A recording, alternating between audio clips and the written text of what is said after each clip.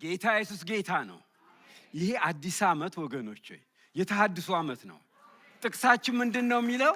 እግዚአብሔርን በመተማመኑ የሚጠባበቁ ግን እስቲ እንደገና እንበለው አብረን። እግዚአብሔርን በመተማመን የሚጠባበቁ ግን ኃይላቸውን ያድሳሉ። የተሐድሶ ዓመት ነው። እንታደሳለን። አዲስ ነገር በመካከላችን አለ ወገኖቼ። ይመጣል። እግዚአብሔር የአዲስ ነገር አምላክ አዲስ ነገር ያደርግልናል። ይኸውላችሁ 21 ቀን ተመላልሰን እዚህ የጸለይነው ጾምና ጸሎት ፍሬ ያፈራል ወገኖቼ። እግዚአብሔር በመካከላችን ይሰራል። እግዚአብሔር በመካከላችን ያደርጋል።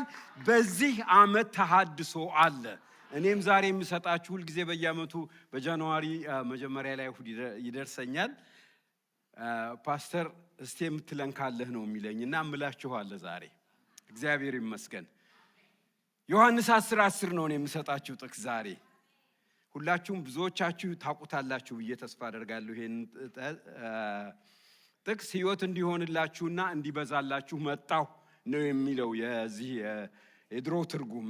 እኔ ግን የተጠቀምኩት አዲሱን ትርጉም ነው። እኔ ግን ሕይወት እንዲኖራችሁና እንዲትረፈረፍላችሁ መጥቻለሁ። የተትረፈረፈ ሕይወት ነው የስብከት ያርዕስት ዛሬ።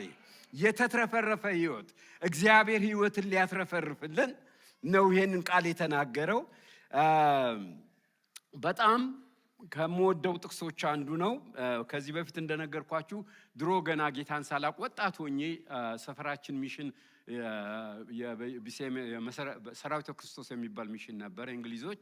እዛ እየሄድን ጥቅስ በቃል አጥንተን ወንጌል፣ መዝሙረ ዳዊት፣ በመጨረሻም ደግሞ ብዙ አጥንተን አንዳንዶቻችን ሙሉ መጽሐፍ ቅዱስ ተሸልመናል ብያችሁ ነበረ። የዛን ጊዜ ሙሉ መጽሐፍ ቅዱስ ለመሸለም ካጠናኋቸው ጥቅሶች አንዱ ስለሆነ ነው በጣም የምወደው። አጠር ያለችም ነች፣ በደንብ ትያዛለች። ሕይወት እንዲሆንላችሁና እንዲበዛላችሁ መጣሁ። እንዳንድ ጥቅስ ስለሚቆጠር የዛን ጊዜ ተቆጠረልኝ ማለት ነው። በዛ ምክንያት እወደዋለሁ። ብዙዎቻችንም የምናውቀው ነው። ይሄ ብዙዎቻችን እንደምናውቀው ተስፋ አደርጋለሁ። ግን እንደው አንዳንድ ጊዜ በተለይ በዚህ በአዲሱ ትርጉም እኔ ግን ሕይወት እንዲኖራቸውና እንዲትረፈረፍላቸው መጥቻለሁ ነው የሚለው። መቼም የሕይወት መኖር አንድ ነገር ነው፣ የሕይወት መትረፍረፍ ግን ሌላ ነገር ነው እና ጥያቄ ውስጥ ገብታችሁ አታውቁም? አንዳንድ ጊዜ ይሄ እንደው መትረፍረፍ የሚለው ነገር በእውነት ተትረፍርፎልኛል ወይ የሚያሰኝ ነገር ውስጥ ገብታችሁ አታውቁም? ምክንያቱም ሁልጊዜ ነገር ያጠረን፣ ሁልጊዜ ነገር ያልሆነልን ያልተሳካልን እየመሰለን ነው እየሆነ ያለው። እግዚአብሔር በጣም ደስተኛ አምላክ ነው። እግዚአብሔር ደግሞ ሁላችንም ደስተኛ እንድንሆን ነው የሚፈልገው። እግዚአብሔር በራሱ ረክቶ የሚኖር አምላክ ነው። እግዚአብሔር ደግሞ ለሁላችንም የሚመኘው ያንን የእርካታ ሕይወት እንድንኖር ነው። ነገር ግን ሁኔታዎች እንደዛ አይደሉም። ብዙ ጊዜ ዓለም እየተሻሻለች ሳይሆን እየተበላሸች ነው የምትሄደው አይደለም? ብዙ ነገሮች እየተቀያየሩ እየተለወጡ ነው የሚሄዱት ማለት ነው። ከድሮ አሁን አንዳንድ ነገሮች እንደ ድሮ ቀና አይደሉም። ግሮሰሪው በጣም ተወዷል። ትራፊኩ በጣም ተጨናንቋል። ክፈሉ አምጡ የሚል እንጂ እንስጣችሁ የሚል እየጠፋ ነው። ስለዚህ የተረፈረፈ ነገር አይደለም የሚታየን ነገር፣ ያጠረ ነገር ነው። ድሮ ወጣቶች ሆነን ፍራንክ ብር እንዘረዝርና በኪሳችን እንይዛለን፣ ወንዶች በተለይ ማለት ነው፣ ጎረምሶች። ምክንያቱም ፍራንክ ቀጨል ቀጨል ሲል በቃ ገንዘብ አለው ያሰኛል። ብር አይንቃጨልም።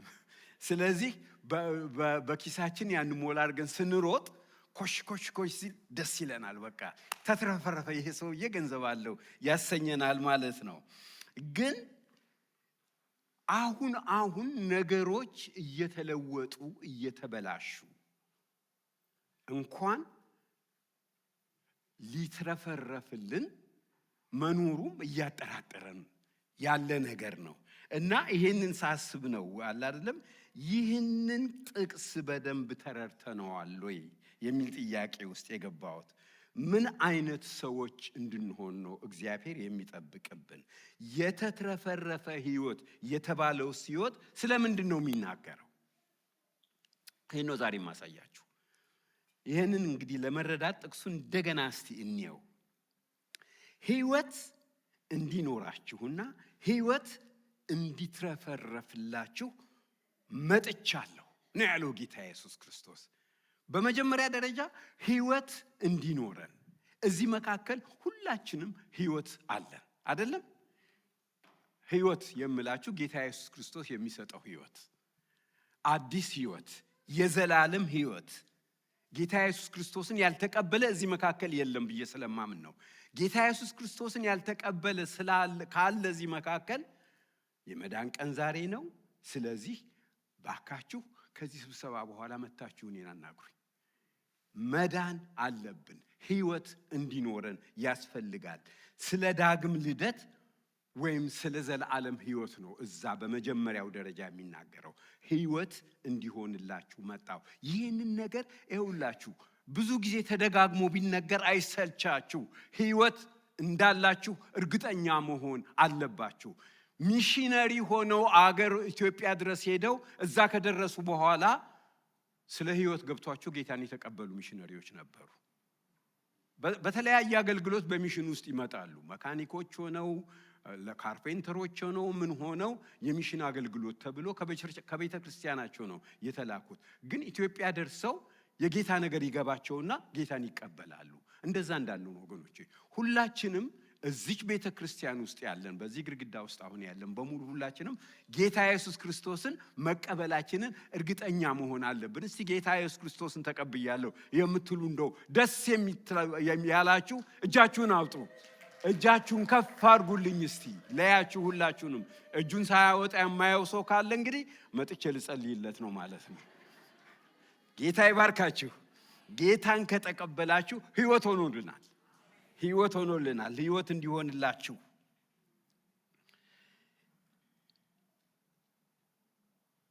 ዛሬ ህይወት የሆነልን ህይወት እንዲበዛላችሁም ይላል ጌታ ኢየሱስ ክርስቶስ። ያ ነው እንግዲህ አሁን ጥያቄ ውስጥ እየገባ ያለው። ህይወት በስቶልናል፣ የተትረፈረፈ ህይወት አለን ወይ? ጌታ ኢየሱስ ክርስቶስ በዮሐንስ ወንጌል ምዕራፍ 16 ቁጥር 7 ላይ እኔ ብሄድ ይሻላችኋል አለችን። ጥቅስ ባለፈውም ጠቅሼላችሁ ነበረ። እኔ ብሄድ ይሻላችኋል፣ መንፈስ ቅዱስን እልክላችኋለሁ ነው ያለን። እና ጥያቄው ምንድን ነበረ? ለምንድን ነው ጌታ እንዲህ ያለው? መንፈስ ቅዱስ ከጌታ የበለጠ አይደለም። ሁለቱም የትራዩን ጋድ አምላኮች የሥላሴ ክፍል ናቸው። ግን ለምንድን ነው ጌታ ኢየሱስ ክርስቶስ እኔ ብሄድ መንፈስ ቅዱስን ልክላችኋለሁ፣ ስለዚህ ይሻላችኋል፣ እኔ ብሄድ ይሻላችኋል አለ። እና ጌታ እዚህ በነበረ ጊዜ የመጣው ለአንድ ዓላማ ነው፣ ህይወት ሊሰጠን። አሁን ሁላችንም ተቀብለናል ያላችሁትን ህይወት ሊሰጠን ነው የመጣው። ለዛ ህይወት እሱ እኛ ህይወት እንድናገኝ እሱ መጥቶ መሞት ነበረበት። ዋናው ዓላማ ጌታ ኢየሱስ ክርስቶስ ሰብአዊ አካል ለብሶ ስብዕና ለብሶ ወደ ዓለም የመጣው እኛ ህይወት እንዲኖረን ነው። ህይወት እንዲበዛልን ግን ጌታ ኢየሱስ ክርስቶስ ሄዶ መንፈስ ቅዱስን መላክ ነበረበት። መንፈስ ቅዱስ ከመጣ በኋላ መንፈስ ቅዱስ ሲመጣ ግን በህይወታችን ፍሬ ስለሚያፈራ ያ በጌታ የሆነልን ይሄ በመንፈስ ቅዱስ ፍሬ የሚሆንልን ህይወት የተትረፈረፈ ህይወት ይሆናል ማለት ነው። ህይወት የሚትረፈረፍልን መንፈስ ቅዱስ በውስጣችን ሲያፈራ ነው፣ ፍሬ ሲያፈራ ነው። የመንፈስ ፍሬ ግን ፍቅር በሉ አይሰማኝም፣ ደስታ፣ ሰላም፣ ትዕግስት፣ ቸርነት፣ ርህራሄ ማለት ነው፣ በጎነት፣ ታማኝነት፣ ገርነት፣ ራስን መግዛት። እነዚህ የመንፈስ ቅዱስ ፍሬዎች ገላትያ ምዕራፍ 5 ቁጥር 22 ጀምሮ ያሉ ናቸው። እነዚህ ነገሮች በህይወታችን ሲሆኑ ነው ህይወት የሚትረፈረፍልን ማለት ነው። ይኸውላችሁ ምን አይነት ሰዎች እንድንሆን ነው እግዚአብሔር የሚጠብቅብን? ፍቅር፣ ደስታ፣ ሰላም የሚያንጸባርቅብን በቃ ከኛ ላይ ሰዎች እኛን ሲያዩ ያንን ነገር ማየት አለባቸው። ትዕግስት፣ ቸርነት፣ በጎነት ባህሪያችን የሆነ እንድንሆን ነው የሚፈልገው እግዚአብሔር። ታማኝነት፣ ገርነት፣ ራስን መግዛት የሚታይብን እነዚህ ነገሮች ናቸው ህይወታችንን ትርፋማ የሚያደርጉት እንጂ የተትረፈረፈ ህይወት ትርፍ መኪና ማለት አይደለም። የተትረፈረፈ ህይወት አንድ ቤት ኖሮ ሌላ ቤት ሲኖር ማለት አይደለም። ማሸብረቅ፣ ማማር ያ አይደለም የተትረፈረፈ ህይወት። የተትረፈረፈ ህይወት የእግዚአብሔር መንፈስ ቅዱስ በህይወታችን ፍሬው ሲታይ ነው። የእግዚአብሔር ሰዎች፣ የፍቅር ሰዎች፣ የደስታ ሰዎች፣ የሰላም ሰዎች፣ የትዕግስት ሰዎች በምንሆንበት ጊዜ የዛን ጊዜ ነው ህይወታችን የተትረፈረፈ የሚሆነው። ምክንያቱም ምን መሰላችሁ? እነዚህ ነገሮች በሙሉ ለራሳችሁ ኪፕ የምታረጓቸው አይደለም። በሙሉ የመንፈስ ቅዱስ ስጦታዎችን በመታዩ ስጦታዎችን አይደለም፣ ፍሬዎችን በመታዩበት ጊዜ ገላትያ 5 ላይ ሄዳችሁ ሁሉም ሊሰሩ የሚችሉት መቼ ነው? ስትካፈሏቸው፣ ለሌላ ስትሰጧቸው ነው። ፍቅር ብሎ እኔ ፍቅር አለኝ ብሎ ቤት ዘግቶ ቁጭ የሚል የለም። ፍቅር ሌላ የሚፈቀር አለ ማለት ነው አይደለም? ካልወደድን ሳብጀክት ከሌለ ተወዳጅ ሳብጀክት ዝም ብሎ ወዳጁ ብቻ ወደ ፍቅር አለኝ ብሎ መቀመጣ። ሰላም ቢሆን ከሰው ጋር በምንግባባበት ጊዜ ነው ሰላማችን የሚሰራው። አለዛ ቤት ዘግቶ ሰላም የለም። ብቻዬን በሰላም ነኝ የሚባል ነገር የለም። በሙሉ እነዛ 9ኙንም የመንፈስ ቅዱስ ስጦታዎች በምታዩቸው ጊዜ የሚተርፉ ናቸው፣ ወደ ውጭ የሚሄዱ ናቸው። የክርስትና ህይወት ግን ወገኖች ሆይ የእንቆቅልሽ ምን አውቅልሽ ጨዋታ አይደለም። እንቆቅልሽ ምን አውቅልሽ ተጫውቶ የሚያውቃል እዚህ መካከል ታውቁታላችሁ? ያው መስከረም እጇን አወጣች። እንቆቅልሽ ምን አውቅልሽ ይባላል። ድሮ ጨዋታ ነበረ እና እንደዚህ አይነት ኦድ የሆነ ጥያቄ ይጠየቃል። ያንን እንትን ካልተባለ ምንድን ነበር የሚባለው? አገር ስጠኝ ይባላል። አገር ስጠኝ፣ ያን መልሱ ካልታወቀ ማለት ነው። የተጠየቀው ሰው መልሱ ከሌለው አገር ስጠኝ። አገር ሲሰጠው እንግዲህ በቃ አንድ አገር ይሰጣል። ሂውስተንን ሰጠኋቸው እላቸዋለሁ። ምን ቸገረኝ? ወይ ሚዙሪ ሲቲ እዚህ ሚዙሪ ሲቲ ሆኜ ምን ጎሎብኝ፣ ምን አንሶብኝ፣ ሁሉ ተትረፍርፎልኝ ይባላል። ከዛ በኋላ ምኑ ከጓዳ ይወጣል አላችሁ። ወተቱ ከጓዳን በለው እናሻሽለውና ማለት ነው። እነሱ የሚሉት ሌላ ነው። ሙክቱ ከጓሮ ይባላል። ሁሉ ነገር በዛልኝ፣ የተትረፈረፈ ህይወት የሚባለው እንደዛ አይነቱ ነገር ሲበዛ ነው። የእንቆቅልሽ ምን አውቅልሽ። ክርስትና ግን እንቆቅልሽ ምን አውቅልሽ አይደለም። ክርስትና ግን ወገኖች ሆይ የተትረፈረፈ ህይወት የምንለው የመንፈስ ቅዱስ ፍሬዎች በውስጣችን ሲያሸበርቁ ነው። በውስጣችን በቃ የመንፈስ ቅዱስ ደግሞ ሲያምር አለ አይደለም? ፍቅር ስትለብሱ ፍቅር እንዴት የሚያምር ልብስ መሰላችሁ! ያቆነጃል ሰዎችን አለ አይደለም? ዛሬ እነዚህ መዘምራን ጌታ ይባርካችሁ እዚህ ወጥተው ይሄን አሸብርቀውታል። ይሄንን እንትኑም በዚህ ባበሻ ልብስ በዓል አስመሰሉት አይደለም? በዓል አስመሰሉት። ፍቅር ደግሞ በምትለብሱበት ጊዜ እንዴት ያምር መሰላችሁ! ከዚህ የበለጠ ያምራል። ሰላምን ደግሞ ስትደርቡበት ይኸውላችሁ ፋሽን ማለት እሱ ነው። በቃ ቶፕ ፋሽን ይሆንላችኋል ማለት ነው። ይህ እግዚአብሔር ያቀደልንን የተትረፈረፈ ህይወት እንዳንኖር ግን የሚያደርጉን እንቅፋቶች አሉ። እነዛን ነው ዛሬ የማሳያችሁ ቶሎ ብዬ። ህይወት ኖሮን ሁላችንም ህይወት አለን ተባብለናል። ህይወት አለን በጌታ በኢየሱስ ክርስቶስ ያገኘነው ድነናል።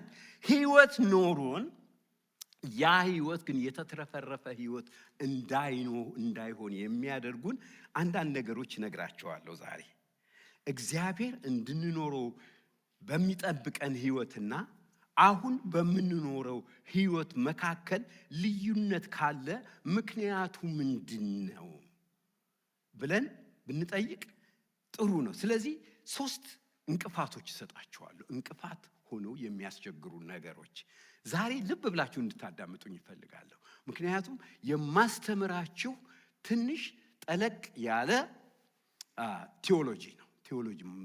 በቴዎሎጂ ውስጥ ጠለቅ ብለን ነው የምንገባው ማለት ነው። እና በደንብ እንድትይዙትና ካፕቸር አድርጋችሁት እንድትወጡ ስለምፈልግ ነው። ለብዙዎቻችን በተለይ ለኛ ለወንጌላውያን ክርስቲያኖች ደህንነታችን አንድ ጊዜ ባለፈ ጊዜ ጌታን በተቀበልን ጊዜ የተፈጸመ በአንድ ቦታ በአንድ ጊዜ የተፈጸመ ሆኖ ብቻ ነው የምንረዳው። ድኛለሁ እንላለን።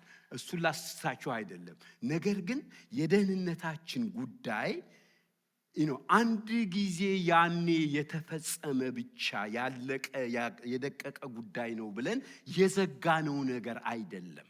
ስለሱ አንዳንድ ነገር ልንገራችሁ። እንደ መጽሐፍ ቅዱስ አገላለጽ ወገኖች ሆይ ደህንነታችን ከዚያ የሰፋ ነው። ደህንነታችን አንድ ጊዜ ብቻ ድነን ቁጭ ያልነው አይደለም። ድሮ እዛ ራስ መኮንን ልጅ አጠገብ የነበረው ቻፕል ሄጄ ወይ መርካቶ የነበረው ፊኒሽ ሚሽን ሄጄ ጌታን ተቀበል በቃ ብለን የምንለው ነገር አይደለም። ያኔ ደህንነትን አግኝተናል።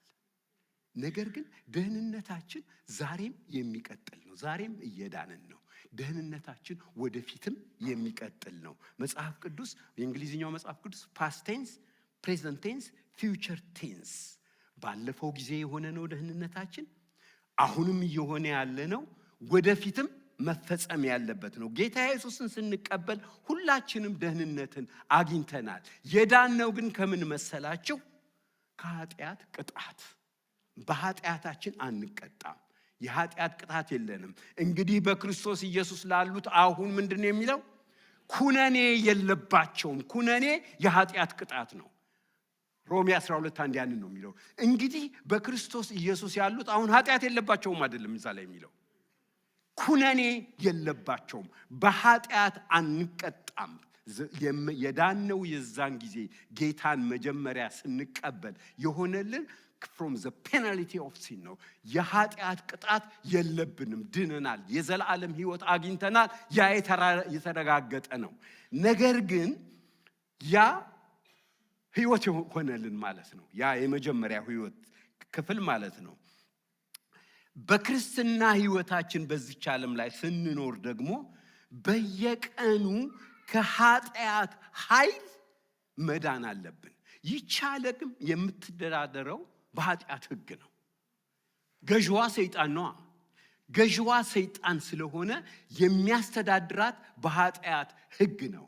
ድነን ከኃጢአት ቅጣት ድነን በየቀኑ በኃጢአት የመፍገምገም በየቀኑ በኃጢአት የመሸነፍ ነገር ደግሞ አለ። በየቀኑ ከኃጢአት ካልዳንን በስተቀር በክርስትና ሕይወታችን ከፔናልቲ ኦፍ ሲን ድነን ዘ ፓወር ኦፍ ሲን ግን ሁልጊዜ አፌክት ያደርገናል። ስለዚህ የተሸነፈ ሁልጊዜ በቃ እንደው ከታች የሆነ ሕይወት የምንኖረው ዘ ፓወር ኦፍ ሲን ከኛ ላይ ስለሚጨቁነን ነው። ይህች ዓለም በኃጢአት የምትገዛ ዓለም ስለሆነች ሕጓ የዓለም ሕግ ኃጢአት ስለሆነ ገዥዋ የዚች ዓለም ገዢ ሰይጣን ስለሆነ በዚህ ዓለም እስካለን ድረስ በዛ ትግል ውስጥ ነው የምንኖረው።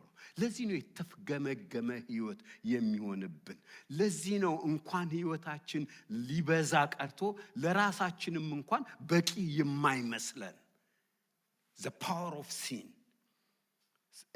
ስለዚህ እኛ የዳነው የክርስቶስ ተከታዮች ባለፈው ደህንነታችን ብቻ ተመርኩዘን እኔ አንዴ ድኛለሁ እያልን ብንኖር በየቀኑ በኃጢአት ኃይል እየተጠቃን ስለምንኖር ጌታ ልሰጣችሁ መጣሁ ያለውን የተትረፈረፈ ሕይወት መኖር አንችልም ማለት ነው። ለዚህ ነው በየጊዜው ማጉረምረም የሚሆነው ሕይወታችን።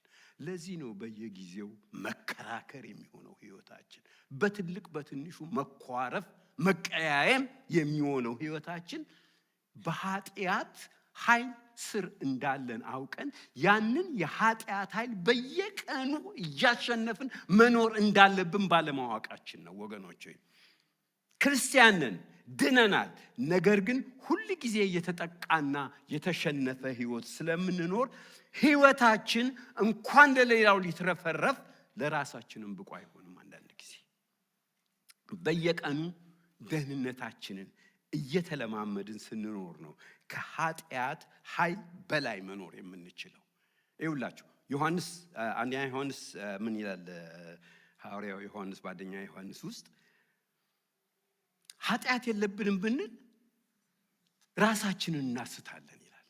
ኃጢአት የለብንም ብንል ራሳችንን እናስታለን። በኃጢአታችን ብንናዘዝ ግን ከኃጢአታችን ነፃ ሊያወጣን ከአመፃም ሊያድነን እሱ የታመነ ነው። የክርስትና ህይወት የንስሐ ህይወት ነው፣ የኑዛዜ ህይወት ነው። ሁልጊዜ ኃጢአታችንን እየተናዘዝን የምንኖርበት ህይወት ነው እንጂ ኃጢአት የለብኝም ጌታን ተቀብያለሁ ኃጢአት የለብኝም ብለን የምንኖረው ህይወት አይደለም። በየቀኑ ወደ ጌታ እየመጣን እየተናዘዝን የምንኖር the presence of sin the power of sin አለ አይደለም? the penalty of sin የመጀመሪያው ነው። እሱን ነፃ ነን ብያችኋለሁ። ከኃጢአት ቅጣት ኩነኔ የለብንም። the power of sin ሁለተኛው ነው። the power of sin ነው የኛ ከረንት ችግራችን። እኛ የእግዚአብሔር ሰዎች እዚህ ቤት ውስጥ ያለ ነው። ስለዚህ ያንን ማወቅ አለብን፣ እንድናውቅበት ያስፈልገናል ማለት ነው። ሶስተኛው the presence of sin ነው።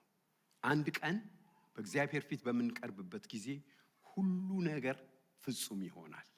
ሞት፣ ኃጢአት፣ ሰይጣን ለዘላለም ይወገዳሉ። የዛን ጊዜ ከኃጢአት መኖር ነፃ እንሆናለን። the presence of sin እና እነዚህን ሶስት ነገሮች በአስተካክለን ማወቅ አለብን። እንደርሳለን አንድ ቀን። እንደው ምን ይላል ሮሜ ምዕራፍ 13 ቁጥር 11 ላይ ሐዋርያው ጳውሎስ መዳናችን መጀመሪያ ካመንበት ጊዜ ይልቅ አሁን ወደኛ ቀርቧል ነው ያለው። ምንድነው ጳውሎስ አለ አይደለም? አንዴ ድነን አለ አይደለም? ለምንድነው አሁን ወደኛ ቀርቧል የሚለው? መዳናችን ፍጹም አይደለም። ፍጹምነቱ የሚረጋገጠው እግዚአብሔር ጋር ቀርበን from the presence of sin ከኃጢአት መኖር ነፃ በምንሆንበት ጊዜ ስለዛኛው ስለ ሶስተኛው ስለ future salvation ነው እዛ ቦታ ላይ የሚናገረው። ስለዚህ ድነናል፣ ጌታ ኢየሱስ ክርስቶስን ተቀብለናል፣ የዘላለም ሕይወት አግኝተናል። ጥያቄ ውስጥ የሚገባ አይደለም እሱ። ዛሬ ደግሞ በየቀኑ እየዳንን ነው የምንኖረው። በኃጢአታችን እየተፍገመገምን የምንኖረውን በንስሐችን እያሸነፍነው ነው የምንኖረው። በኃጢአታችን ብንናዘዝ እሱ ኃጢአታችንን ይቅር ሊለን ከአመፃም ሊያነጻን። አመፃ ማለት የኃጢአት ርዝራዥ ወይንም ደግሞ በውስጣችን የሚቀረው ከዛ ሁሉ የሚያነጻን ኑዛዜ፣ ኃጢአታችንን መናዘዝ በክርስቶስ ኃጢአታችንን መናዘዝ በምንልበት ጊዜ እንግዲህ ደግሞ ምንድነው? እንደ ጥበበኞች መኖር አለብን። ትናንትና የተናዘዝነውን ኃጢአት እንደገና ዛሬም የምንናዘዝ እንደገና ነገም የምንናዘዝ ከሆነ ይሄኛው ራስን ሰልፍ ዲፊት ማድረግ ነው። እኛ ድሮ ፓስተር ሰይፍ የሚለው አንድ እንትን ነበር። ፓስተር ተስፋም አንዳንዴ እንትን ይለዋል። እኛ ድሮ የምናውቃቸው አንድ ሰው ነበሩ፣ ስም አልጠራም ብዬ ነው። የእሳቸው ኑዛዜ ይባላል። የእሳቸው ኑዛዜ ምንድነው? ሁል ጊዜ በአንድ ኃጢአት ላይ ነው የሚናዘዙት። ሄደው አንድ ቦታ ደርሰው በመጡ ቁጥር ሚስታቸውን ጠርተው ንስሐ ይገባሉ። ኃጢአትን ሰርቻለሁ። በየጊዜው ደግሞ እኮ ቤተክርስቲያን ነው እንደዛ የሚያደርጉት። እና ኑዛዜ እንደዛ እንትን መሆን የለበት። እያለፍን እየተለወጥን የምንወድቅበት ኃጢአት እንኳን ይለወጥ እንጂ አትሊስት በኃጢአት አትውደቁ። ግን በዛ ኃጢአት ደግሞ መውደቅ የውሸት ኑዛዜ ነው የሚሆነው። ሁለተኛ፣ ይሄ የመጀመሪያው ነጥብ እስካሁን ድረስ ያሳየኋችሁ ምንድነው? የደህንነታችንን ትርጉም በሙሉ ስለመረዳት ነው። ይሄንን መረዳት አለብን ማለት ነው። ሁለተኛው የምሰጣችሁ ነጥብ ደግሞ የመልካም ስራን ትርጉም አሳንሶ ማየት። በተለይኛ ኤቫንጀሊካልስ በዚህ በጣም የምንወቀስ ነን። የመልካም በስራችን አንድንም የሚለውን ነገር ቱ ዘ ኤክስትሪም ወስደን መልካም ስራ መስራት የለብንም እስከመባል የደረሰበት አይነት ሁኔታ ነው እየታየ ያለው ማለት ነው። የዳነው ወይም ደህንነት ያገኘነው በስራ አይደለም። የሚለው እውነት ነው። በተለይ ለኛ በጣም የጎላ በጣም ደጋግሞ የተነገረን ነው። ልክ ነው። በስራ የመዳን የሚባል ነገር የለም። ጥያቄው ግን ደህንነትን ካገኘን በኋላ ድኛለሁና የኔ ጉዳይ ተሳክቶ አብቁታል ብለን ቁጭ ነው ወይ የምንለው? የእግዚአብሔር ቃል ስለዚህ ምን ይላል? ሐዋርያው ጳውሎስ ለኤፌሶን ሲጽፍላቸው ይሄን ተከታተሉኝ በደንብ። ይኸው ምንድነው ያላቸው መሰላችሁ? ጸጋው በእምነት አድኗችኋልና ይህም የእግዚአብሔር ስጦታ ነው እንጂ ማንም እንዳይመካ ከስራ አይደለም። ይሄ ኤፌሶን ምዕራፍ 2 ቁጥር 8 እና 9 ነው አሁን ያነበብኩላችሁ። በደንብ ያዙት። ጳውሎስ በእነኚሁ በሁለት ጥያቄዎች ላይ ምንድነው በዚህ ዝቅ ብሎ እንደገና ሌላ ቦታ ምን ይላል? በቲቶ ምዕራፍ 3 ቁጥር 5 ላይ ደግሞ ስላደረግነው የጽድቅ ሥራ ሳይሆን ከምሕረቱ የተነሳ አዳነን ይላል። ያዳነንም ደግሞ ልደት በሆነው መታጠብና በመንፈስ ቅዱስ መታሰብ። ቲቶ ምዕራፍ 3 ቁጥር 5 ነው። ያኛው ኤፌሶን ምዕራፍ 2 ቁጥር 8 ጸጋው በእምነት አድኖናል የሚለው ነው። ይሄኛው ደግሞ ቲቶ ምዕራፍ 3 ቁጥር 5 ስላደረግነው የጽድቅ ሥራ ሳይሆን የዳነው ማለት ነው ከምሕረቱ የተነሳ ከጸጋው የተነሳ ከእግዚአብሔር ሥራ ከክርስቶስ ኢየሱስ ሥራ የተነሳ ድነናል። ጳውሎስ በእነኚህ ሁለት ቦታዎች ጥያቄ ውስጥ ሊገባ በማይችል ንግግር ግልጽ ያደረገው ምንድነው? በስራ መዳን የሚባል ነገር የለም። በስራ አንድንም። ስለዚህ እስከዚህ ድረስ ሁላችንም ተስማምተናል፣ እንስማማለን ማለት ነው። ማንኛችንም ለደህንነት የሚያበቃ የጽድቅ ስራ መስራት አንችልም። ማንኛችንም። እንደውም የእግዚአብሔር ቃል የሚለው ምንድነው? ጽድቃችሁ እንደ መርገም ጨርቅ ነው የሚለው እና ጽድቅ ብለን የሰራነው ነገር በእግዚአብሔር ፊት ብቁ አይደለም። ጌታ ኢየሱስ ክርስቶስ የሰራው ጽድቀት ነው ሊያድነን የሚችለው። ደህንነታችን የሆነው ከእግዚአብሔር ጸጋ የተነሳ ክርስቶስ ኢየሱስ በመስቀል ላይ በፈጸመው ስራ ብቻ ነው። በዚህ እውነት ላይ ሁላችንም ግልጽ ነን። ይሄንን ግልጽ ከሆን በኋላ ነገር ግን ጥቅሱን ማንበብ እንቀጥል። ኤፌሶን ምዕራፍ 8 ቁጥር 9 ምዕራፍ 2 ቁጥር 8 እና ቁጥር 9 ብሎ የሚቀጥለው ቁጥር ምንድነው? ቁጥር 10 እንዴ? ቁጥር ረሳችሁ እንዴ? ከ9 ቀጥሎ እኮ 10 ነው የሚመጣው። ቁጥር 10 ምንድነው የሚለው? እግዚአብሔር አስቀድሞ ያዘጋጀልንን መልካም ሥራ እንድንሰራ በክርስቶስ ኢየሱስ የተፈጠርን የእግዚአብሔር የእጁ ስራዎች ነን። ይሄ ግልጽ አይደለም ወገኖች? የተፈጠርነው ቦርን አጌን የሆነው አዲስ ልደት ያገኘነው በክርስቶስ ኢየሱስ መልካም ስራ እንድንሰራ። መቼ? እግዚአብሔር አስቀድሞ ያዘጋጀልን። ሲያድነን እግዚአብሔር ያዘጋጀልን ያየን በመልካም ስራ ውስጥ ነው እና እግዚአብሔር አስቀድሞ ያዘጋጀልን መልካም ስራ እንድንሰራ በክርስቶስ ኢየሱስ የተፈጠርን የእግዚአብሔር የእጁ ስራዎች ነን። ቁጥር 10 ይህን የሚናገረው ስለ አዲሱ ፍጥረታችን ነው። በአዲሱ ፍጥረታችን የሚጠበቅብን የእግዚአብሔርን መልካም ስራ ለመስራት ነው። ስለዚህ እዚህ ውስጥ ያለነው ሁላችንም በመልካም ስራ መትጋት አለብን። አያጸድቀኝም ስራ በሚለው ወደ ኋላ የምንገፋው ነገር አይደለም። እግዚአብሔር ይጠብቅብናል መልካም ስራ እንድንሰራ ነው። ከዛ ምን ይላል? መልካም ስራ እንድንሰራ የተፈጠርን እንጂ መልካም ስራ በመስራት የተፈጠርን አይደለንም። በአዲሱ ፍጥረታችን ማለት ነው። የምለው ነገር ግልጽ ነው። በእንግሊዝኛ ልበለውና ትንሽ ግልጽ ያደርገዋል። created in Christ Jesus for good works not by good works። እኛ በሰራነው ስራ አይደለም የዳነው፣ ነገር ግን በእግዚአብሔር ስራ ስለዳንን እኛ ደግሞ መልካም ስራ እንድንሰራ ከውስጣችን ትርፍ ሆኖ የሚወጣው መልካም ስራ ህይወት የሚተርፈው የሚትረፈረፈው እንደዛ ሲሆን ነው ማለት ነው። በቲቶም ውስጥ ዝቅ ብሎ ቁጥር 8 ላይ እዛው ምዕራፍ 3 ቁጥር 8 ላይ ምን ይላል? ይህ የታመነ ቃል ነው። በእግዚአብሔር ያመኑቱ መልካሙን ነገር ለማድረግ ራሳቸውን አሳልፈው ይሰጡ ዘንድ እነዚህን ነገሮች አስረግጠህ እንድትናገር እፈልጋለሁ እያለ ወጣቱን ቲቶ የዛን ጊዜ የቤተ ክርስቲያን ፓስተር ነበር፣ ወጣት ፓስተር ነበረ። ሐዋርያው ጳውሎስ እዛ እናንተ መካከል ያሉት የዳኑት ሰዎች በመልካም ስራ እንዲተጉ፣ በመልካም ምግባር እንዲበረቱ አበረታታቸው፣ ያንን አስረግጠህ እንድትናገር እፈልጋለሁ ብሎ ነው የሚለው ማለት ነው። በእንግሊዝኛው those who have believed in God should be careful to maintain good works። አንዳንድ ጊዜ እንግሊዝኛው ቃላት ነገሩን ቅልብጭ አድርጎ ስለሚይዘውና ግልጽ አድርጎ ስለሚያወጣው ነው የእንግሊዝኛ ነገር የእንግሊዝኛውን ቃል የማነብላችሁ እንጂ አማርኛ አትችሉም ብዬ አይደለም። These things are good and profitable to men። መልካም ስራዎቹ ማለት ነው ጥሩና ፕሮፊታብል ናቸው ለእናንተ ይላል። እንግዲህ የእግዚአብሔር ሰዎች ሁልጊዜ ለመልካም ስራ የተጋን መሆን አለብን ማለት ነው ወገኖች። ለመዳን ሳይሆን የደህንነታችን ውጤት ስለሆነ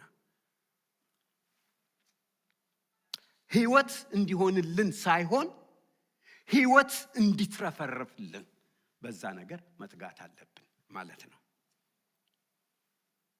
ምናልባት ጌታ ኢየሱስ ቃል ሲገባልን የተትረፈረፈ ህይወት የሌለን ከመሰለን ያ ጌታ ኢየሱስ ያለው ህይወት በእኛ ህይወት ውስጥ የሚታይ ካልመሰለን ምንድነው የጎደለው ብላችሁ ሁለት ነጥብ ነው የሰጠኋችሁ። አንዱ የደህንነታችንን ትርጉም ሙሉ ለሙሉ አስተካክለን አለመረዳት ብያችኋለሁ። ሁለተኛ የመልካም ስራ ትርጉም አሳንሶ ማየት። መልካምን ስራ መትጋት መስራት አለብን። ሶስተኛ ነጥብ ልሰጣችሁ ነው። በደንብ ስሙኝችን ነጥብ። ጽድቅንና ቅድስናን አደበላልቆ መረዳት። ሶስተኛው ነጥብ ጽድቅንና ቅድስናን አደበላልቆ መረዳት። ቅድስና ወይንም ሳንክቲፊኬሽን የሚለው ቃል ብዙ ጊዜ ጽድቅ ከሚለው ጋራ ተሳስቶ ወይም ተደበላልቆ የሚነገር ቃል ነው። ግን የተለያዩ ቃላት ናቸው። እነኚህን ሁለት ቃላት ለይቶ መረዳት ዛሬ የምንማረው ላስተምራችሁ የምፈልገውን ትምህርት በደንብ እንትረዱ መሰረታዊ ናቸው። እነዚህ ቃላቶች ማለት ነው ኮር የሆኑ ናቸው። ጽድቃችን የኛ ጽድቅ በጌታ በኢየሱስ ክርስቶስ የመስቀል ሥራ የተፈጸመ በጸጋ ብቻ የምንቀበለው ሲሆን ጽድቃችን ማለት ነው። ቅድስና ግን ራሳችን ማድረግ የሚጠበቅብን የራሳችን የሥራ ውጤት ነው። እየተረዳችሁኝ ነው? አሜን ትላላችሁ? ቅድስና በራሳችን መልካም ምግባር በራሳችን መልካም ተግባር የሚሆን ነገር ነው። የጽድቅ ነገር አይደለም። ጽድቁ በጌታ በኢየሱስ ክርስቶስ ሥራ ያለቀ ነገር ነው። ቅድስና ጌታ ኢየሱስ ክርስቶስ በማቴዎስ ወንጌል ምዕራፍ 25 እዚህ አዲስ የኔልሲ ግሩፕ የጀመረው አዲስ የአገልግሎት ክፍል አለ አይደለም? ማቴው 25 ምንድነው የሚባለው? ማቴው 25 ብቻ ነው እንደዚህ የሚባለው ስሙና አገልግሎት አለ። ባይዘዌ ኤልሲ በጣም አመስግናችኋለች። ብዙዎች እዚህ ቶይስ ፎር ታት ተባብረን እንትን ቦክስ አምጥተው ነበር። የቶይ ፎር ታት ሰዎች ሞልቶ ያው እነሱ ቶሎ ወሰዱት እና ከሄደ በኋላ ሁሉ ብዙ ያመጣችሁትና ኦቨርዌልም የሚያደርግ ሪስፖንስ ስለነበረ እግዚአብሔር ይባርካችሁ ብላለች። እዛ ቦታ ላይ ምን ይላል መሰላችሁ? ማቴዎስ ምዕራፍ 5 አንዷን ክፍል ብቻ ነው የማነበው። በዛን ጊዜ ንጉሱ በቀኙ በኩል ያሉትን እንዲህ ይላቸዋል፣ እናንተ የአባቴ ብሩካን ኑ ዓለም ከተፈጠረ ጀምሮ የተዘጋጀላችሁን መንግስት ውረሱ። ምክንያቱም ይልና ተርቤ አብልታችሁኛልና፣ ተጠምቼ አጠጥታችሁኛልና፣ እንግዳ ሆኜ ተቀብላችኋልና፣ ታርዤ አልብሳችሁኛል፣ ታምሜ አስታማችሁኛል፣ ታስሬ ጠይቃችሁኛል። ከነዚህ አነስተኛ ከሆኑት ወንድሞቼ ለአንዱ ያደረጋችሁት ለኔ እንዳደረጋችሁት ነው። ወገኖች ሆይ መልካም ስራ እንድናደርግ ተፈቅዶልናል። ያ ቅድስና ነው። የቅድስናን ህይወት መኖር ማለት መልካም ስራ መስራት ማለት ነው። ከኛ በታች ለሆኑት ልንደርስላቸው፣ የታመሙትን ልንጠይቅ። በዚህ ቤተክርስቲያን ውስጥ በጣም አንጸባራቂ የሆነ እንትን የሆነው ባለፈው ጊዜ ስለ አንዲት ልጅ ከዚህ ቦታ ላይም ተናግሬ ነበረ። ብቻዋን ታማ በቃ አንድ ቦታ የነበረች ልጅ ብዙዎች ተባብረው እነ ቤዛ እነ ማራ በጣም ያደረጋችሁት እግዚአብሔር በጣም አብዝቶ ይባርካችሁ እና እንዴት እንደተንከባከቧትና እንደያዟት እዛ ያሉት ሰዎች እንኳን ከኤልሲ ጋር ሄደናል። በጣም እስከሚገርማቸው ድረስ የዚህ ቤተክርስቲያን ሰዎች አንጸባራቂ የሆነ ብዙዎቻችሁ ሄዳችኋል አውቃለሁ። ሁላችሁንም መጥራት አልቻልኩም እዚህ ላይ ወደሞ ሁላችሁንም አላቅም ሄዳችሁትን እና ግን እንደዛ አይነት ነገር እንደዛ አይነት አገልግሎት ከቤተክርስቲያን የሚጠበቅ ነው። በቃ ሰው ቸገረው ሲባል መድረስ የቤተክርስቲያን ደግሞ እኛ ነን። ዛሬ አባልነት ትምህርት አስተምር ነበር እንትንና ይሄን ነገር ነግራቸው ነበር። ቤተክርስቲያን ሲባል እዛ ጋር የሆነ ኢንስቲትዩሽን ወይንም ደግሞ ቢልዲንግ አይደለም። እኛ ነን። እኛ እዚህ ያለ ነው ዛሬ እዚህ ቦታ ያለ እናንተ ቤተክርስቲያን ናችሁ ስላቸው ነበር ልጆቹንና መልካም ማድረግ የሚጠበቅብን ይሄ አዲሱ ዓመት ወገኖች ተሐድሶአችን የምንሰራጭበት የምንዘረጋበት አንዱ መንገድ መልካም በማድረግ መልካም ስራችን ለሌሎች ሲታይ ጌጣችን መልካም ስራችን ሲሆን የሚወራልን የመልካም ስራችን ነገር ሲሆን እቺ ቤተክርስቲያን እንደዚህ አደረገች። ከዚህ የተነሳ ይሄ ቤተክርስቲያን ካደረገው የተነሳ እንደዚህ ሆነ። ያ የክርስቶስን ስም ያስከብራል። የኛን ስም አይደለም፣ የክርስቶስን ስም ለማስከበር ነው በመልካም ስራ ውስጥ እና እንዴት የተትረፈረፈ ህይወት የሚል አንድ ሁለት ነገር ተናግሬ ቶሎ ጨርሳለሁ። የፊልጵስዩስ መጽሐፍ በጣም ትንሽ መጽሐፍ ነች፣ የተወደደች መጽሐፍ ነች። እኔ በጣም እወዳታለሁ። ባይዘይ ካነበባችኋት የፊልጵስዩስ መጽሐፍ ቁጭ ብላችሁ ጊዜ ወስዳችሁ ትንሽ ነች፣ ትንሽ መጽሐፍ ስለሆነ ከመጀመሪያ እስከ መጨረሻ አንድ ጊዜ አንብቧት። አንድ የተጻፈች ነች። እንደዛ ሲሆን ነው ሐሳቡ የሚያያዘውና ከላይ እስከ ታች በቃ ጥልቅ ብሎ ውስጣችሁ የሚገባው እና ስለተትረፈረፈ ህይወት የተትረፈረፈ ህይወት ስለተባለው ለመኖር ያንን ህይወት ለመኖር ደግሞ ምን ማድረግ እንደሚገባን መመሪያ ትሰጣለች ማለት ነው። 2:12 ላይ እንደዚህ ይላል፣ ስለዚህ ወንድሞቼ ሆይ ሁልጊዜ ታዛዦች እንደነበራችሁ ሁሉ አሁንም እኔ ባጠገባችሁ ሳለሁ ብቻ ሳይሆን ይልቁንም አሁን በሌለሁበት ጊዜ በፍርሃትና በመንቀጥቀጥ የራሳችሁን መዳን ፈጽሙ ይላል። አሁን እንግዲህ እናንተ ስለ ደህንነት በደንብ ስለተማራችሁ ይሄ ምን ማለቱ እንደሆነ ይገባችኋል አይደለም? የራሳችሁን መዳን ፈጽሙ።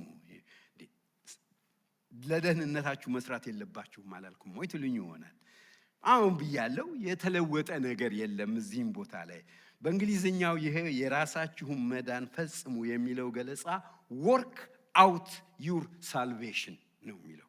ወርክ አውት ዩር ሳልቬሽን ነው እንጂ ወርክ ፎር ዩር ሳልቬሽን አይደለም። ይህ እስካሁን ካየነው ሐሳብ ጋር በጣም የሚስማማ ነው። እግዚአብሔር በውስጣችን የሰራውን የጽድቅ ስራ እኛ ደግሞ ወደ ውጪ የምናሳይበት we work it out ወደ ውጪ የምናደርግበት። ማንኛችንም ራሳችንን ማዳን አንችልም። ያ የጽድቅ ስራ ነው ብያቸዋለሁ። ከሁላችንም ግን መልካም ስራ ይጠበቅብናል። ያ ቅድስና ነው። አሁን ተግባባን? ቅድስናና ጽድቅን ተረዳ ነው? እስቲ አሁን በሉኝ ተረዳችሁት? ኦኬ። ቅድስና ይጠበቅብናል ከእያንዳንዳችን። ህይወታችን የተትረፈረፈ የሚሆነው ያንን ሐሳብ ላይ በፊልጵስዩስ ውስጥ የተነበበውን ምን ይላል? ቁጥር 13 ላይ ዝቅ ብሎ እንደ በጎ ፈቃዱ መፈለግንና ማድረግን በእናንተ ውስጥ የሚሰራ እግዚአብሔር ነውና። እግዚአብሔር ሁልጊዜ ያንን መፈለግ በውስጣችን ያስቀምጣል። አንዳንድ ጊዜ ጽድቅ መስራት እኮ ኩነኔ እየመሰለን ነው፣ ወይንም ደግሞ ቅድስና መስራት ኩነኔ እየመሰለን ነው። እንደው የእንትኑ ነገር ሳይገባን ይቀርና ምንድነው የምናደርገው? ቁጥር 14 ላይ ምን እናደርግ? እቺ በጣም ሲምፕል ነገር ነች። ማንኛውንም ነገር ሳታጉረመርሙና ሳትከራከሩ አድርጉ። ቁጥር 14 ምዕራፍ 2 ፊልጵስዩስ። እንዴት ቆንጆ መጀመሪያ ቦታ መሰላችሁ ቅድስና ለማድረግ ማጉረምረምን መተው። በቃ በቀላሉ የቅድስና ህይወት መለማመድ ለመጀመር ጥሩ ቦታ ማጉረምረም፣ መከራከር፣ ማኩረፍን መተው ነው እኮ የሚለው እዚህ ቦታ ላይ። በዚህ ሳምንት ስንት ጊዜ አጉረመረምን? እንዲሁ በቃ አፌክት ባደረገንም አፌክት ባላደረገንም ጉዳይ ስናጉረመርም፣ ትራፊክ ውስጥ አንዱ ከት አድርጎን ከገባ በዛ ላይ ስናጉረመርም ምንም ለውጥ ላናመጣበት አይደለም። ግሮሰሪ ሄደን የግሮሰሪ ሰልፍ ረዘመ፣ ምንድነው ዋጋው ተወደደ፣ ምንድነው ስናጉረመርም። ቤተክርስቲያንን መተን እናጉረመርማለን። ቤተክርስቲያን እኔ ሁልጊዜ የማቆምበትን የመኪና ቦታ ወሰደችብኝ እች መቅዲ መታ። ማጉረምረም አለ አይደለም። እኔ የምቀመጠው ሁልጊዜ እዚህ ጋር ነው። ማን ነው መጥቶ እዚህ ጋር የተቀመጠው? የማጉረምረም ምክንያት ሞልቷል። ጌታ ሆይ በዚህ በጠማማና በክፉ ትውልድ መካከል ጠማማና የክፉ ትውልድ አንጸባራቂዎች እንዳንሆን። ቁጥር 15 ምን መሰላችሁ የሚለው? በጠማማና በክፉ ትውልድ መካከል ንጹሐንና ያለ ነቀፋ ነውርም የሌለባቸው የእግዚአብሔር ልጆች ሆናችሁ የሚለው ምን መሰላችሁ? እንደ ከዋክብት በዓለም ሁሉ ታበሩ ዘንድ ነው። ቁጥር 15 ምዕራፍ 2 ቁጥር 15 ፊልጵስዩስ በጣም ደስ የምትል ቃል ነች።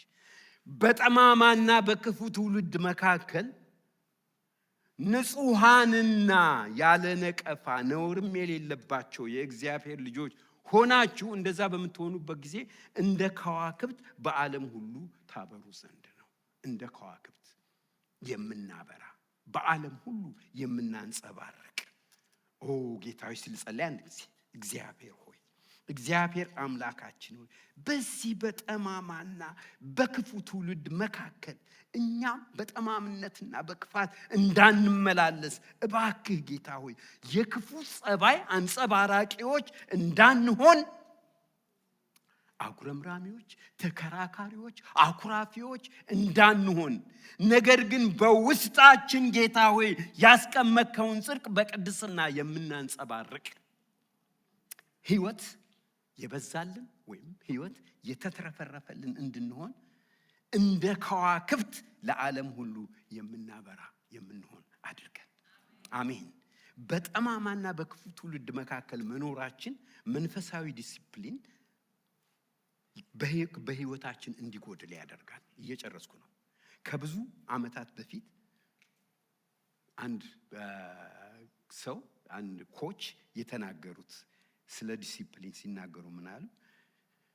ሰዎች ማድረግ የማይፈልጉትን በማስደረግ ሊደርሱበት የሚፈልጉበት ቦታ እንዲደርሱ ማድረግ ነው ዲሲፕሊን ማለት። ኮች ናቸው፣ ፉትቦል ፕሌየሮች በሙሉ ትሬኒንጉ ምኑ በጣም ከባድ ነው። ማድረግ የሚፈልጉት አይደለም።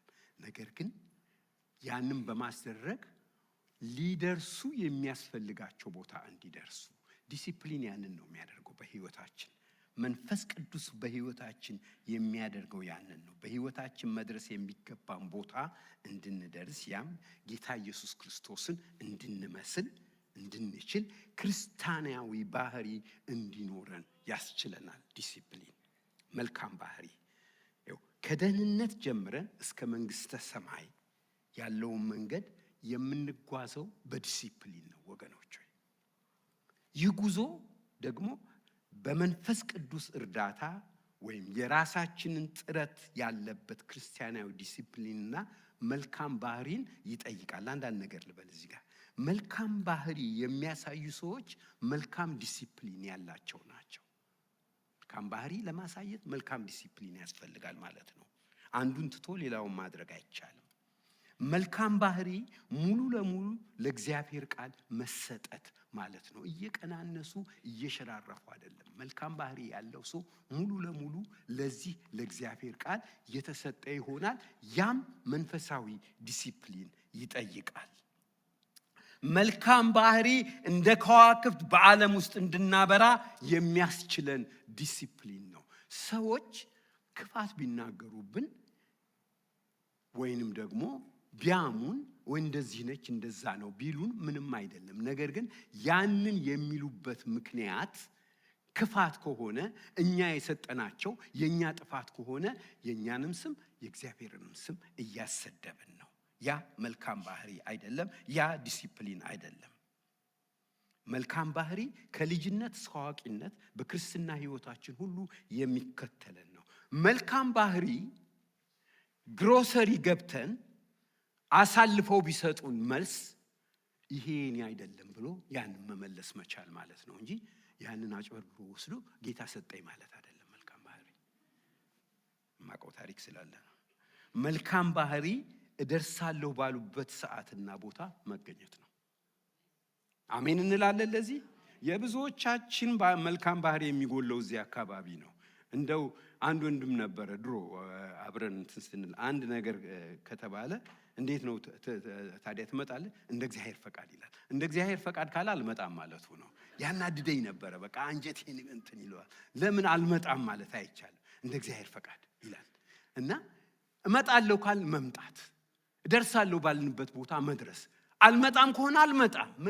ምን ያስፈልጋል? ምክንያቱም የሌሎችን ፕሮግራም አስከፍቶ የሌሎችን ጊዜ ወስዶ ያ መልካም ባህሪ አይደለም። እሱ እንደ ልማዱ የሚባሉ አንዳንድ ሰዎች አሉ። እንደ ልማዱ አትባሉ ወገኖች። እናንተ የእግዚአብሔር ሰዎች ስለሆናችሁ እንደ እግዚአብሔር መንፈስ ነው እንጂ የምትማሩት እንደ ልማዱ በቃ የተዝረከረከ ሕይወት አለው የምትባሉ መሆን የለባችሁም። ታድሶ ነው ይሄ ዓመት። እንደዚህ አይነቱ ነገር መቅረት አለበት፣ መለወጥ አለበት። መልካም ባህሪ ቃልን ማክበር፣ ኮሚትመንትን መጠበቅ ነው። አሜን እንላለን። አሜን በሉኛ። ታዲያ መልካም ባህሪ ቀላል የሆነውን አቋራጭ መንገድ ትቶ ከባድ የሆነውን ቀጥተኛ መንገድ መሄድ ነው። አሜን በሉኝ። መልካም ባህሪ ቅደም ተከተልን አስተካክሎ እዚች ጋር ስሙ፣ ቅደም ተከተልን አስተካክሎ በዚያ ስርዓት መሄድ ነው። እኔ መንግስቱ ለማ በመጀመሪያ በህይወቴ ውስጥ እግዚአብሔር፣ ቀጥሎ ቤተሰቤ ኤልሲና ልጆቼ፣ ቀጥሎ ቤተ ክርስቲያን። እንደዛ አይነት ቅደም ተከተል በህይወታችን ከሌለ አንዳንድ ጊዜ አንዱን ዘለን ያኛውን ማድረግ እንፈልጋለን። ያ ልክ አይደለም። የተስተካከለ ቅደም ተከተል ያለው ህይወት የኖረ ነው መልካም ባህሪ ያለው ሰው። ተስፋ ወርቅነህን ታውቁታላችሁ። አንድም ቀን ከቤተሰቡ አልፎ ቤተ ክርስቲያን ሲላይታችሁት አታውቁም። ልጆች ትንሽ የነበሩ ጊዜ እዛ ግሪን ብራየር የነበርን ጊዜ ሲጫወቱ እሱ እዛ ጋር ልጆቹ ሲጫወቱ እኛ እዚህ ቆመን ስናወራ እሱ ከኛ ጋር ሲያወራ ሰምሃው እናውቀዋለን። እኛ ራሱን ማኑቨር ያደርገዋል። ያን የቆመውን ሰርክል ማኑቨር አድርጎ እሱ የነሱ በሱ አለ አይደለም እይታ ውስጥ እንዲሆኑ ጀርባውን አይሰጣቸውም ማለት ነው። ሁሉ ጊዜ በአይኑ የሚከታተላቸው። ቤተሰባችሁን ዝም ብላችሁ እንትን ብላችሁ አገልግሎት አለብኝ አይሰራም። እንደዛ አይነት ነገር ቤተሰብ መቅደም አለበት። እግዚአብሔር፣ ቤተሰብ፣ ቤተክርስቲያን። ከዛ በኋላ እንደዚህ ነው መልካም ባህሪ ያለው ሰው እንደዛ ነው የሚያደርገው ማለት ነው።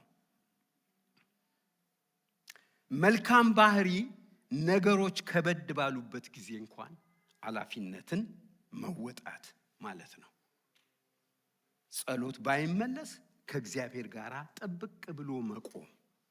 ለጊዜው በትዳር መካከል ስምምነት ቢጠፋ ይህ ቃል ኪዳን ይበልጣል፣ በእግዚአብሔር ፊት የገባሁት ቃል ኪዳን ነው ብሎ በዛ ጥብቅ ብሎ መጽናት።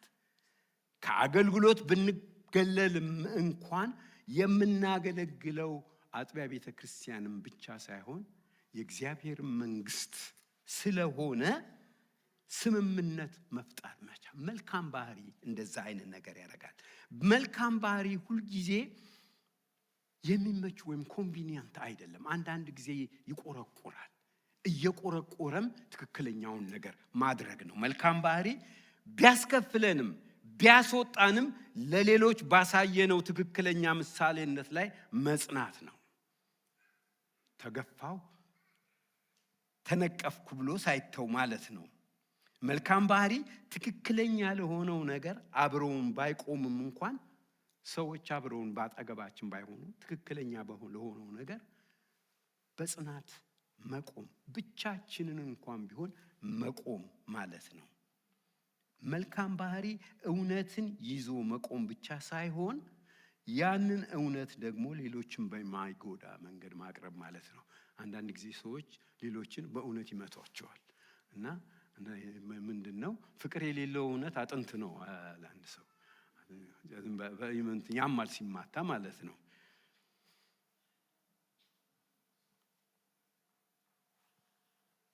መልካም ባህሪ ያለው ሰው ሁልጊዜ ተፈላጊ ነው። በጣም ይደንቃችኋል። በዚህ ብቻ አይደለም፣ በቤተ ክርስቲያን ብቻ አይደለም። እዛ በዓለም ውስጥ በኮርፖሬት አሜሪካ ብትሰሩ መልካም ባህሪ ካላችሁ ከኛ ጋር እንደዚህ አይነት ፕሮጀክት ላይ መግባት ትፈልጋለህ ወይ? ሁሉ እናንተ ጋር ይመጣል። መልካም ባህሪ በየቦታው የሚያዋጣ ነገር ነው። ይሄ ሁሉ ምን ይባላል መሰላችሁ? ቅድስና ይባላል። ቅድስና ማለት በትንሹ ሲተረጎም እንደዚህ አይነት ነገሮች ናቸው። ጌታ ይባርካችሁ። ጌታ እንዲሰጣችሁ ለዚህ ዓመት የሰጠኝ ይሄንን ነው። ጌታ የተትረፈረፈ ህይወት ይስጣችሁ ለዚህ ዓመት። በህይወት እንዲሆንላችሁ ህይወት የሆነላችሁ ናችሁ። ህይወት ደግሞ ይትረፍረፍላችሁ።